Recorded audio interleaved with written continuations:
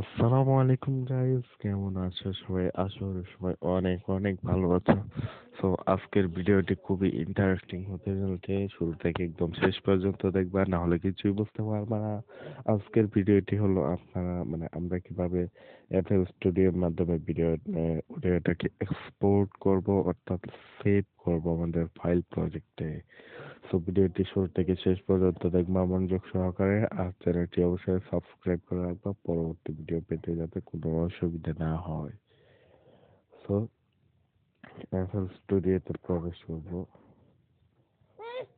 প্রবেশ করার পরে এরকম একটা অপশন দেখাবে, তারপর আমরা স্কিপ করে দেব। তারপর দেখতে পাচ্ছ এইখানে কিন্তু আমাদের অডিওটা, আর এইখানে কিন্তু আমাদের লেভেল না। ঠিক আছে, সো আমরা এটাকে এক্সপোর্ট করার জন্য আমরা একটি কাজ করব। এইখানে যে অপশনটি আছে, এইখানে উপরে একদম কর্নারে দেখতে পাচ্ছ, এই এই অপশনটিতে একটিবার ক্লিক করে দেবে।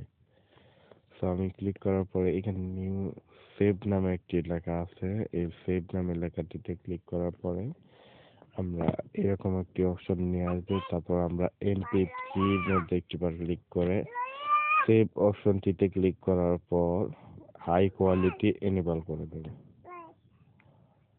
হাই কোয়ালিটি এনেবল করে দেব এন্ড রেন্ডার লাস্ট এটাকে এনেবল করে গোতে টাচ করব। ওকে।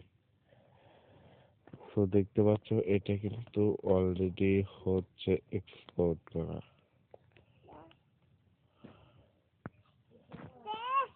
দেখতে পাচ্ছ এটা কিন্তু অলরেডি এক্সপোর্ট করা হচ্ছে। তো আসলে তোমরা এভাবে এক্সপোর্ট করতে পারবে, আর যদি ভিডিওটি না বোঝো তাহলে আবার শুরু থেকে দেখতে পারো, সমস্যা নেই। অবশ্যই চ্যানেলটি সাবস্ক্রাইব করে রাখবে।